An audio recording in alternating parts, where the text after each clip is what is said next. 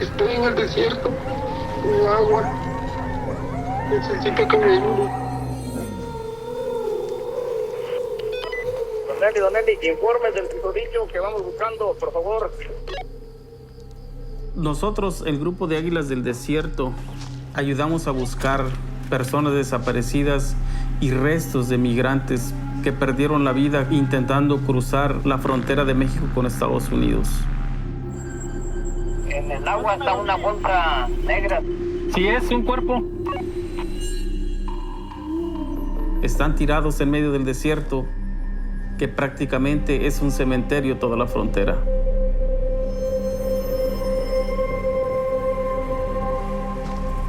¿Están lejos los opilotes ahí? Es imposible de dejar de pensar en un cuerpo. En mi mente, ¿cómo voy a poder alejar de mi mente esa imagen que yo vi? ¿Cuántas más personas van a cruzar? ¿Cuántas más van a morir? ¡Alguien necesita agua!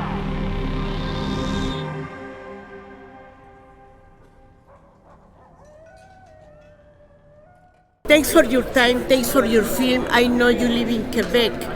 And how you found this story, Aguilas del Desierto, people who you will explain who are them.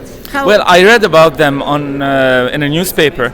I just read 2 lines, and from the 2 lines it was obvious that, okay, there is very important subject that can be made into a feature. It can be for an hour and a half. We can stay with them. And the more I met with them and I talked to them and I got to discover them, they showed how open they are to tell this, to have the story being told. What they do. Yes, Aguilas del Desierto, exactly. can you describe to Yeah, the of public course. what they So, do? Aguilas del Desierto is an NGO that do search missions in the desert between the United States and Mexico, where they look up for the bodies of migrants who passed away while they were crossing from Mexico to the United States, of all nationalities. And they try to identify them, have them back in connection with their family, to allow their families to mourn them correctly and have a closure for their lives.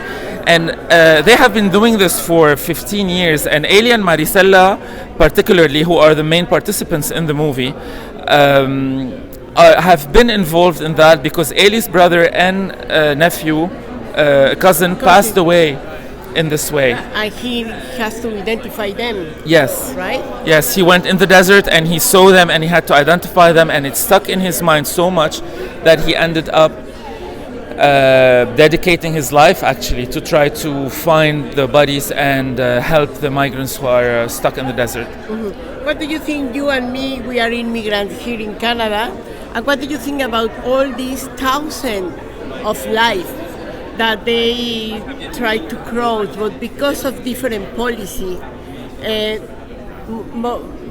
die there? What do you think about this? It's an extremely complex topic to try to find a solution of that. I am an immigrant myself, but I have not gone through any of these kind of extreme pressure in terms of leaving everything behind, like most of the migrants who are in the movie did.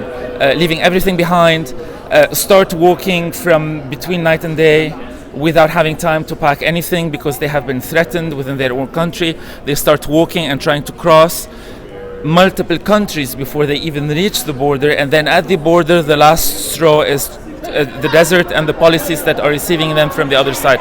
The problem is across a whole continent, and well, what the characters try to do, Eli and Maricela, is mainly to preserve the dignity of the people who had passed away, because this is the most they can do for the moment, as long as the political situation is standing as it is. And do you think now with Donald Trump this situation will be worse? They said after they went to prevent the immigrants in Mexico, yes, they said we are not doing enough. Right? Well, what you feel when you are on the terrain is that the policies, whatever they are, from any political party, are not impacting the terrain. So the people who say we want to make it better don't actually make it better, and the people who says we want to stop it or make it worse don't actually stop it or make it worse. It feels when you are on the terrain that politicians have lost all kind of control of what's actually happening there. So would it make it worse or better? It is maintaining a statu quo that needs to be changed, and the change is not coming from any policy, and from whichever way the policies are taking the topic. Okay. To the participants themselves, actually. It's when would you decide to stop, and if you are not deciding to stop, well, we have to. No choice there. At some point, you what is necessary to be told is on camera to be communicated to the audience. There's of course much more to be told. Like if you want to do a series on that, well, be my guest. But if you want to stick with a half an hour and a half format, you feel that you've covered the main topics that you really want to go, and it becomes repetitive. I mean, it's just, this is the paradox of what you've seen within the characters themselves and their lives. It just becomes boring for them. They get numb. They have to slow down their entire metabolism, literally, to cope with that for 12, 13, 14 years. So they cannot really get happy in their lives because it's going to be short-circuited 40 times a day, 30 times a day. Well, I can go with the orthodox answer, which is, it'll be very different, or I can go with the unorthodox question, which is, you would be surprised how little changes between administrations. This is the sad part of it, is that, all of a sudden it's in the news in some way or another way, or this or that. But, some democratic administrations has supported more than Republican administrations. The wall has been going on since Reagan. The first wall has been built on 40 years ago. It's just being branded differently now. So when you are there on the terrain, you would be surprised how little changes effectively.